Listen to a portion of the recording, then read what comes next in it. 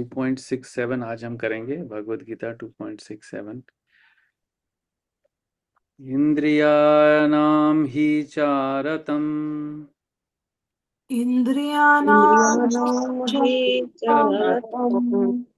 इंद्रियाणां हि चरतं चरताम्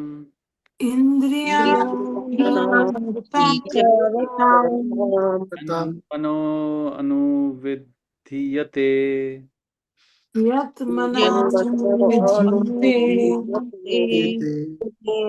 अस्य हरति प्रज्ञम्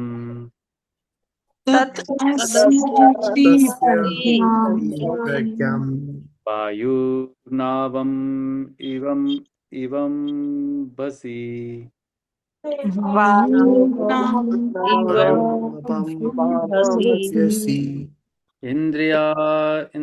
इंद्रियाणां हि चरताम्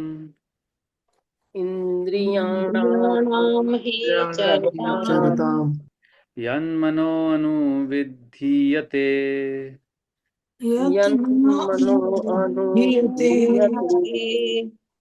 तदस्य हरति प्रज्ञाम्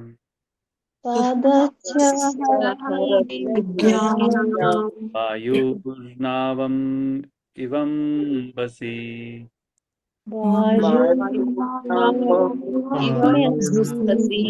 इंद्रियाणां चरताम्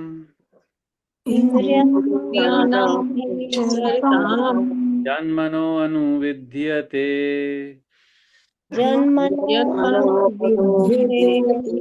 तदस्य हरति प्रज्ञाम्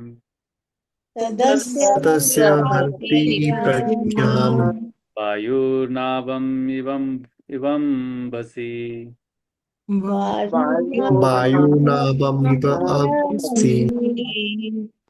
इंद्रियाणाम इंद्रियों के ही निश्चय ही चरताम विवरण करते हुए यत जिसके साथ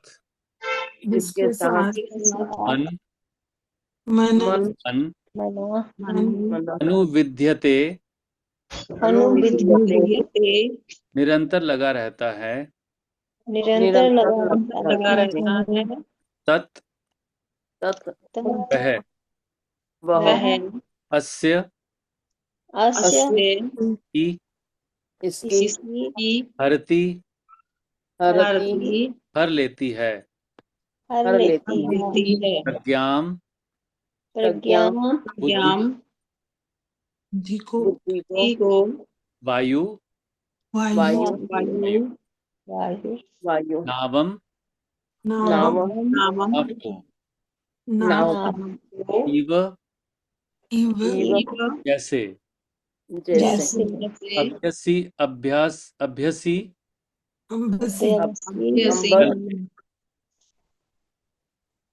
जिस प्रकार पानी में तैरती नाव प्रचंड वायु दूर बहा ले जाती है उसी प्रकार विचरणशील इंद्रियों में से कोई एक जिस पर मन निरंतर लगा रहता है मनुष्य की बुद्धि को हर लेती है। तात्पर्य श्रील प्रभुपाद जी के द्वारा श्रील प्रभुपाद की जाए। छोटा सा ही है, पढ़िए।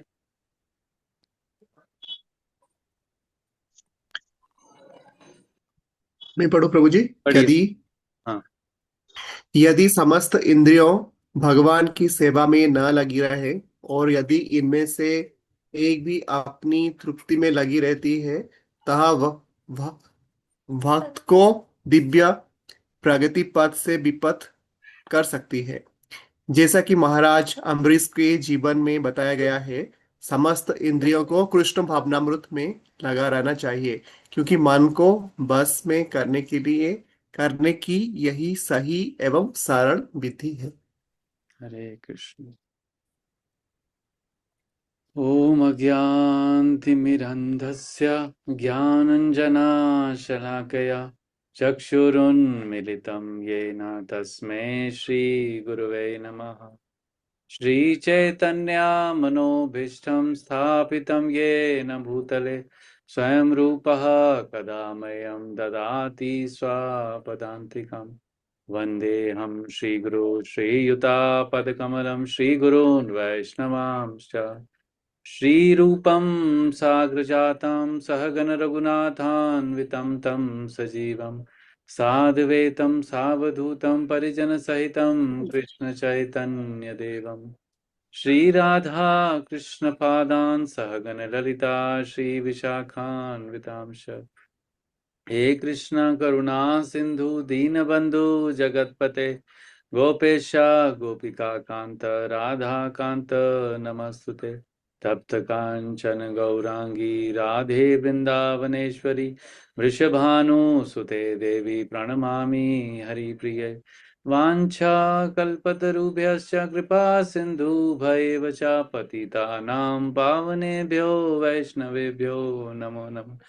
जय श्री कृष्ण चैतन्य प्रभु नित्यानंद श्री अद्वैत गदाधर शिवासादि गौर भक्त वृंद। हरे कृष्णा कृष्ण कृष्ण हरे हरे, हरे राम राम राम हरे हरे। नमः ओं विष्णुपदाय कृष्ण पृष्ठाय भूतले श्रीमते भक्तिवेदांत स्वामीति नामिने नमस्ते सरस्वते देवे गौरवाणी प्रचारिणे निर्विशेषा शून्यवादी पाश्चात्य देशतारिणे जगत गुरु श्रील प्रभुपाद की जय। हरे कृष्णा। कभी कभी ऐसा होता है ना, जैसे इसमें जो बताया गया पहले उसको पढ़ते हैं, मेरे माइंड में कुछ है, मैं वही शेयर करना चाहता हूँ। जिस प्रकार पानी में तैरती नाव को प्रचंड वायु दूर बहा ले जाती है, उसी प्रकार विचरणशील इंद्रियों में से कोई एक जिस पर मन निरंतर लगा रहता है मनुष्य की बुद्धि को हर लेती है। हमने फितूर सुना है ना, फितूर क्या होता है? जैसे कोई व्यक्ति को किसी एक चीज पे बस वो अटक जाता है, तो वो अटक जाता है, मतलब उसको, जैसे कोई बोलता है कि मुझे लाइफ में बस मेरा यही गोल है। जैसे मैं जब छोटा था, तो जब मैं छोटा था, तो मुझे ना, मेरे अंदर ऐसा भाव आता था कि जब मैं बड़ा होऊंगा ना, तो मेरे पास इतना पैसा होना चाहिए कि मैं एक बार एक कपड़ा पहनूं, दोबारा वो पहनूं ना। मतलब उस तरीके का उस समय भाव था। मतलब जब सेवन्थ एट्थ शायद टेंथ से पहले का टाइम था। तो ऐसे ही कहीं ना कहीं किसी ना किसी के दिमाग में ना कोई फतूर आ जाता है। मतलब उसकी जो इंद्रियां हैं, क्योंकि उसको वो विचरणशील इंद्रियां हैं यहाँ जैसे बताया गया है, तो विचरणशील इंद्रियों को विचरण करने के लिए कोई ना कोई कुछ ना कुछ चाहिए, कोई विषय चाहिए, कोई ना कोई एक्टिविटी चाहिए जिससे वो कुछ तो चलता रहे। कहते हैं ना कि जैसे बच्चे का एग्जांपल देते हैं कि उसको कुछ ना कुछ एक्टिविटी चाहिए। अगर उसको बोलो चुपचाप बैठेगा तो वो बैठेगा नहीं। तो अब हमारा जो इंद्रियां हैं, जो अनकंट्रोल्ड सेंसेस हैं, दे आर लाइक चाइल्ड, बच्चे की तरह हैं। अब उसको कुछ ना कुछ विषय चाहिए। और अगर हम अगर हमारा माइंड, हमारी सेंसेस कंट्रोल में नहीं है, हमारी इंटेलिजेंस, स्पिरिचुअल इंटेलिजेंस नहीं है, तो हमारे अंदर ये टेंडेंसी है कि हम किसी ना किसी एक चीज को लेके उसके ऊपर लग जाते हैं पूरा दिन, या किसी एक पॉइंट पे अटक जाते हैं। और उसके बाद हमारी बुद्धि क्या होती है, हमें पता है कि हम गलत कर रहे हैं, लेकिन तब भी because we are so much attach to that sense object, हम उससे निकल नहीं पाते। आप में से कोई ऐसा एग्जाम्पल शेयर करना चाहेगा इस चीज का? क्योंकि सबने ये एक्सपीरियंस किया होगा जरूर, 100%। प्रभु जी, मैं एक शेयर करना चाहता हूँ।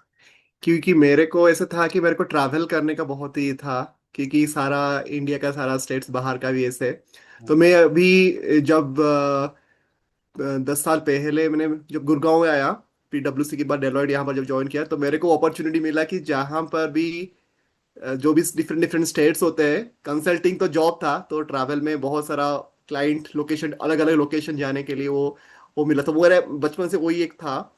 और वो सारा चीज, वो जहां पर भी जाओ, अभी तो ये होता है कि वो थोड़ा कन्वर्ट हो गया, अभी भी मन है, लेकिन अभी जब बोलते हैं कि अभी वो पहले सोचते हैं कि वहां पर कोई डिवोटी कम्युनिटी है कि नहीं, अभी हाँ, वो सोचते हैं कि वहां पर कोई टेम्पल है कि नहीं, अभी वो थोड़ा रिडायरेक्शन हो गया, लेकिन अभी भी है वो। डबडेल तो हो वही गया, है।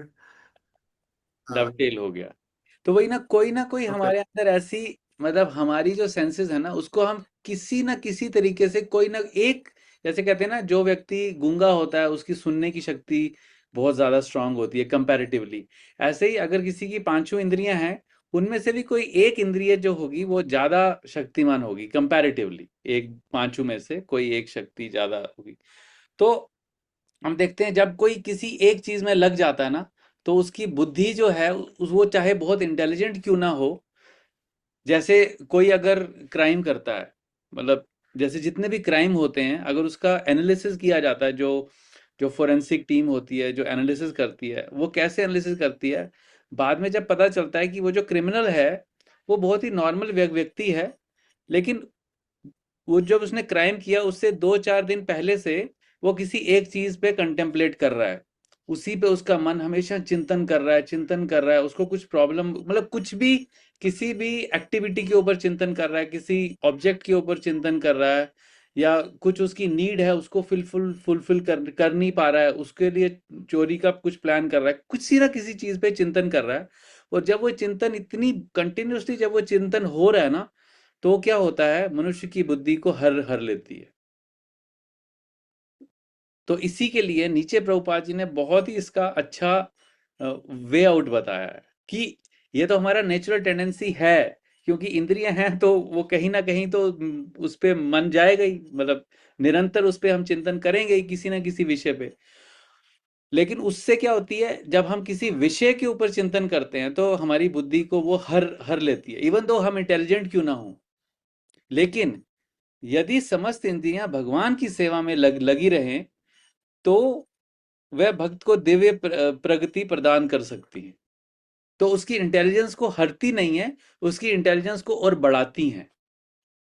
जब हम अपनी, जो ये हमारी जो एक प्रोपेंसिटी है, एक एक हमारे अंदर एक शक्ति है कि हम निरंतर हम किसी चीज पे मनन चिंतन कर सकते हैं, अगर वो हम इंद्रिय वस्तु पे करते हैं, है ना, तो हमारी बुद्धि नीचे गिर जाती है, मतलब इंटेलिजेंस गेट्स लॉस्ट।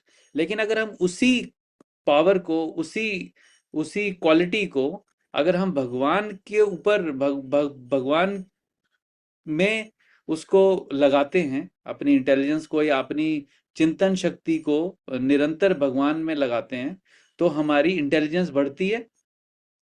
उससे हमारे हमारे अंदर डिवाइन एनर्जी आती है। जैसा कि बोला है कि जैसा कि महाराज अम्बरीश के जीवन में बताया गया है कि समस्त इंद्रियों को कृष्ण भावना अमृत में लगा रहना चाहिए, क्योंकि मन को वश में करने की यही सही एवं सरल विधि है। तो इससे अगर हम अपोजिट करते हैं, अगर हम किसी भी विषय वस्तु में अपने मन को लगाते हैं, तो क्योंकि विषय वस्तु से उसको वो सेटिस्फेक्शन नहीं मिलता जो एक्चुअली में जीव को चाहिए, तो वो एक में थोड़ी देर मन लगाएगा, फिर दूसरे किसी ऑब्जेक्ट पे मन लगाएगा, तीसरे पे ऑब्जेक्ट में मन लगाएगा, चौथे पे लगाए, ऐसे करते करते उसका हैंकरिंग इतना बढ़ेगा। आज सुबह हिज ग्रेस सुंदर गोपाल प्रभु जी राम कथा में बता रहे थे कि वो राम जी का कथा जब स्टार्ट हुआ तो उन्होंने बताया कि हमें भगवान की कथा क्यों सुननी चाहिए, क्योंकि उससे हमारी जो हैंकरिंग है, जो हमारा माइंड बहुत डिस्टर्ब रहता है ना, अनसेटिस्फाइड माइंड, वो हमारा माइंड जब तक किसी ना किसी इंद्रिय विषय का चिंतन करता रहेगा, तो वो उसके अंदर अनसेटिस्फाइड रहेगा।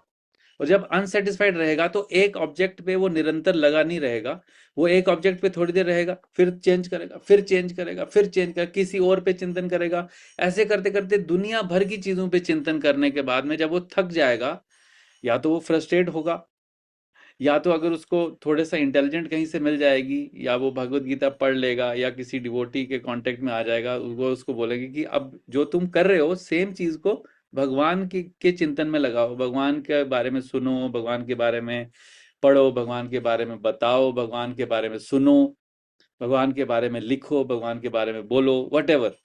तो जब वो करेगा तो वो एक्टिविटी तो वो सेम ही कर रहा होगा, चाहे पहले वो अगर बोल रहा है या कुछ देख रहा है तो सेम एक्टिविटी कर रहा है, लेकिन अब उसका ऑब्जेक्ट डिफरेंट हो गया। तो उससे उसके अंदर उन्होंने बताया कि सेटिस्फेक्शन आएगी। वो जो हैंकरिंग, हैंकरिंग है ना, कैसे कहते हैं उसको, हैंकरिंग मतलब, फड़फड़ाता रहता है वैसे तो वो, लेकिन एक जगह जाके वो टिक के बैठेगा। और वो तभी पॉसिबल होगा जब अपने मन और इंद्रियों को भगवान में लगाएगा। जब तक वहां नहीं लगाएगा तब तक उसको, पिछले श्लोक के साथ इसको लिंक करते हैं, तब तक उसको शांति नहीं मिलेगी। और जब उसको शांति नहीं मिलेगी तब उसको सुख नहीं मिलेगा, तो वो हमेशा दुखी रहेगा। तो समरी में, जब जब तक हम अपने मन इंद्रियों को भगवान की किसी ना किसी सेवा में, इसलिए सेवा प्रभुपाद जी ने बोला कि डिवोशनल सर्विस, हम अगर सिर्फ पढ़ते रहेंगे तो हमें ज्ञान मिलेगा, तो हम ज्ञान योग में अभी धीरे धीरे आगे बढ़ रहे हैं, लेकिन at the end of the day हमें, अभी भी हम अपनी आंखों को भगवान की सेवा में लगा रहे हैं, कानों को सेवा में लगा रहे हैं, जीवा को सेवा में लगा रहे हैं, है ना, अपने शरीर को सेवा में लगा ही रहे हैं।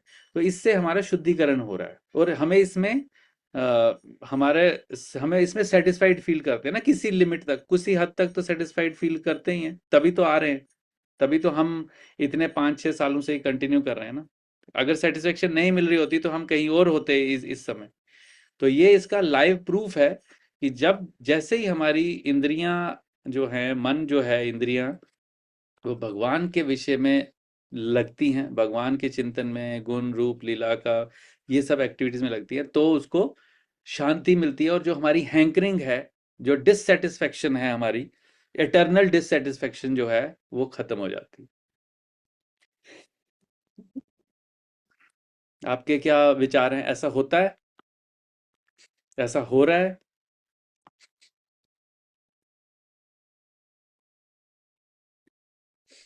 हाँ जी। जी प्रभु, और आपने बहुत अच्छी एग्जांपल दी कि हम क्लासेस इतने सालों से इसीलिए ज्वाइन कर पा रहे हैं क्योंकि हमारी रुचि जो है भगवान के प्रति बढ़ रही है धीरे धीरे। हम्म। वरना इवन एक क्लास में बच्चा अगर अगर एक स्कूल में भी जाता है ना, तो भी उसके फ्रेंड्स बदलते हैं, उसकी बुक्स बदलती हैं। हमारी बुक्स तो बदली हैं, पहले छोटी बुक्स पढ़ते थे, लेकिन हमारा जो सब्जेक्ट मैटर है वो एक ही है, कृष्णा। 2020 से लेकर, उससे भी पहले अगर आप अपने खुद से पढ़ते थे तो 2020 से लेकर अभी 26 मिनट तक हमारा सब्जेक्ट मैटर एक ही है, कृष्णा। क्योंकि हम, क्योंकि वो डिवाइन सब्जेक्ट मैटर है, दिव्य सब्जेक्ट है, इसलिए हम उसमें अभी यहाँ पर टिके हुए हैं। अगर हम कोई और सब्जेक्ट पढ़ रहे होते, मैथ, साइंस, इंग्लिश, हिस्ट्री, ये वो, तो हम इतनी देर तक टिक टिक नहीं पाते। This is a real proof, जो यहाँ श्लोक में लिखा गया उसका प्रूफ है ये लाइव, है ना। तो मतलब, और वो लिखा है कि और ये जो वायु कौन सी होती है, जो प्रचंड वायु क्या है, यहाँ पर बताया गया है कि जिस प्रकार पानी में तैरती नाव को प्रचंड वायु दूर बहा ले जाती है, तो हमारे लिए प्रचंड वायु क्या है, इंद्रियों के लिए प्रचंड वायु को कैसे हम समझ सकते हैं? ये जितनी भी भौतिक चीजें हमें डिस्टर्ब करती हैं। विषय वस्तु, आकर्षण, डिस्ट्रैक्शंस। डिस्ट्रैक्शन। आकर्षण। तो ये डिस्ट्रैक्शंस इतनी हैं, जैसे समुद्र में वायु होते हैं ना, वो सेल होती है जो बोट, वो विंड की डायरेक्शन में ऐसे ऐसे घूमती है सी के अंदर में, तो वो जो सेल टाइप की बोट है, तो हम हमारा हमारा भी ऐसे एक सेल है। तो अगर हम अपने उसको, बोट को कृष्णा की डायरेक्शन में लेके चलते हैं, तो वो जो, ये जो प्रचंड वायु है, ये फेवरेबल विंड्स बन जाती हैं। और फेवरेबल विंड्स कौन सी हैं? डिवोटी एसोसिएशन है, रीडिंग है, हेयरिंग है, लिसनिंग है, शेयरिंग है, ये सारी क्या है, फेवरेबल विंड। तो ये प्रचंड वायु नहीं बनेगी, फिर ये सहायक वायु बन जाती है। तो वही जो हमें इधर उधर भटकाती है वायु, लेकिन जैसे ही हम अपना डायरेक्शन चेंज करते हैं, तो वही वायु हमें हमें फैसिलिटेट करती है कृष्णा की ओर जाने में। तो वही चिंतन हमारा, जो हम विष्णु में चिंतन लगाते हैं वो अगर हम कृष्ण में लगाते हैं तो वो हमें सहायक बनता है भगवान की तरफ जाने में, और हमें सेटिस्फेक्शन मिलता है। सेटिस्फेक्शन में अगर बोट के कंपैरिजन देखेंगे तो बोट डोलती नहीं है सी में, वो एकदम शांत होके समुद्र में चलती है, आगे आगे बढ़ती है। तो इस तरीके से भगवत अभी ऑलमोस्ट हम फर्स्ट चैप्टर खत्म करने वाले हैं। 67 दो चार श्लोक हैं। अब स्थित प्रज्ञ, तो ये सारी क्वालिटी स्थित प्रज्ञ व्यक्ति की हैं। जो व्यक्ति मतलब कृष्ण भावना भावित व्यक्ति है, जो जो स्थित प्रज्ञ व्यक्ति है, उसके लक्षण हैं कि वो ऐसा करता है और उसके ये लक्षण होते हैं। Okay. और कोई ऐड करना चाहता है कुछ? Very good. ठीक है, तो कल क्या है, कल थर्सडे है ना? हाँ। परसों रामनवमी है, और दिन को है 10 से 1 बजे रामनवमी है। सुबह मंदिर में राम जी के सुबह पहले तो राम कथा है। आप लोग कोशिश कर सकते हैं, गुड़गांव वाले। आज बहुत अच्छी राम कथा थी। मतलब आज सुंदर गोपाल प्रभु जी ने वो महाराज दिलीप, और महाराज दिलीप के जो आगे पुत्र हुए रघु, तो हम बोलते हैं ना कि रघुकुल रीत सदा चली आई। तो रघु महाराज जो थे, उनका जन्म कैसे हुआ, उनके पिता थे दिलीप महाराज। उनने कैसे पुत्र को प्राप्त किया, फिर जब रघु जब वो पैदा हुए रघु महाराज, फिर उनने उनका पूरा जीवन, वो मैं वीडियो आई थिंक वो आया भी होगा, वीडियो नहीं आया तो मैं भेज दूंगा। बट उसको वीडियो से सुनने में ज़्यादा अच्छा है कि सुबह आके आप सुन सकते हैं 2 आवर्स, 8 से 10, उसके बाद ऑफिस भी जा सकते हैं अगर पॉसिबल है। मतलब थोड़ा जुगाड़ करना पड़ता है बट पॉसिबल है। तो बहुत अच्छे से हो रहा है।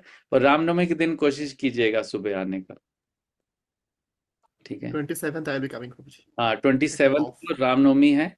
और 27 को हमारा शाम को हम पढ़ नहीं पाएंगे, उस दिन हमारा एक यहाँ कांग्रीगेशन डिवोटी है, उनके घर में डीटी इंस्टॉलेशन है, तो वहाँ जाना है हमको। वहाँ भी गौर निताई का स्थापना हो रहा है, तो वहाँ जाना। ठीक है। हरे कृष्णा, श्रील प्रभुपाद की जय, गौर गोविंद की जय, निताई गौर प्रेमानंद। कृष्ण, हरे कृष्ण।